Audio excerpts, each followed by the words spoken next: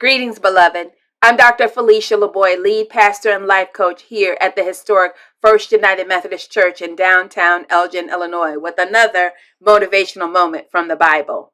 These motivational moments are designed to help us take what we hear in church, whether that's online, in person, on the radio, during the podcast, to take however we get the word of God. And not only to get the word of God in us, but to get the word out of us. Don't you love my little meme to the side? It says faith equals doing stuff. If you go through that champion and listing of the people of faith in Hebrews 11, you will see that faith is not just, oh, I'm a person of faith. Really? If you're a person of faith, there should be some sign. There should be some sign, and not a person of faith who goes around with a big Bible or a Christian bumper sticker or a cross or any of those things. There should be some sign. There should be some fruit from our lives, as it says in John 15. I love the way that James puts it in this passage. It says, what good is it, my brothers and sisters, if someone claims to have faith but has no deeds? Can such a faith save them? Suppose a brother or sister is without clothes or daily food. If one of you says to them, go in peace and keep warm and well fed, but does nothing about their physical needs, what good is it? In the same way, faith by itself, not accompanied by action, is dead. Beloved, what I get out of this is that especially, there ought to be some receipts with regard to our faith. What do I mean? When I say that is, there ought to be some people who can testify that they know that we are real Christians because we've been there in their time of need, or we've helped people, or we've gone out our way. We don't mind being inconvenienced. I remember telling some folks I was invited somewhere to make a presentation, and you know how I am. My spiritual gift is meddling. Or if you didn't know, you know now. And I remember telling people that I thought that Christians had to do more than give out Thanksgiving baskets or Christmas baskets or Thanksgiving turkeys or collect stuff once a year, because I told them I found out something. People hungry every day. People need help every day. Some of you know that we are our city's winter warming shelter. And I can't tell you how last year and this year, as people called daily, asking for help for someone.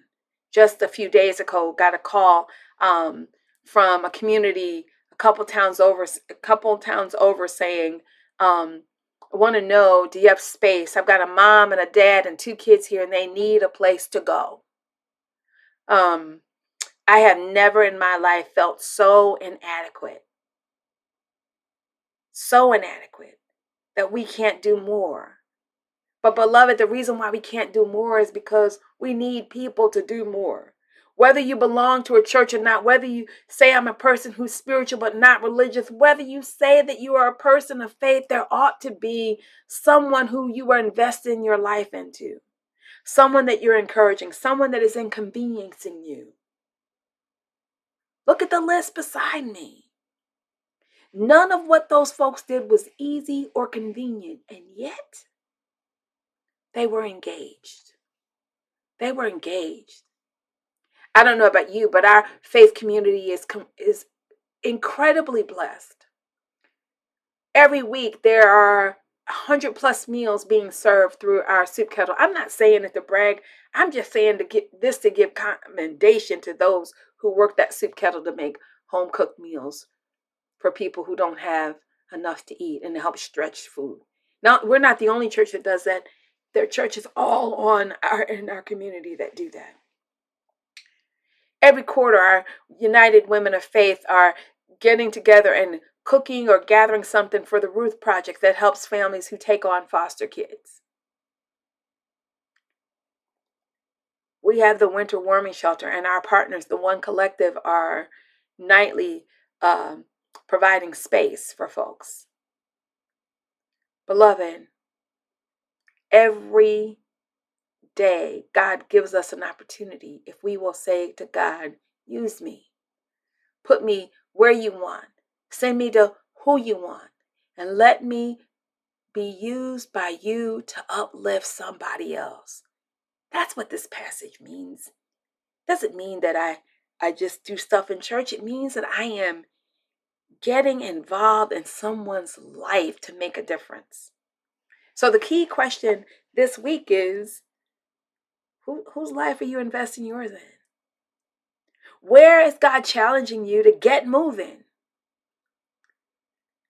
To help lift another person up. Yeah, it's inconvenient. Yeah, it's hard. But guess what? Being on a cross is hard and inconvenient, but Christ did it to lift us up and calls us to do the same. Where do we need to get moving? There's always more to do. There's always different things to do.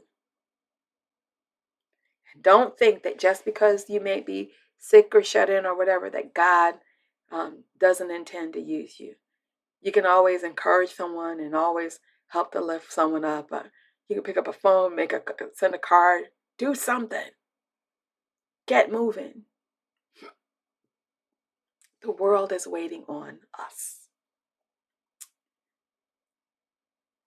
I pray this week that you'll stick around for this week's Refresh Your Soul moment. It is one of my favorite songs, and really a heartfelt prayer.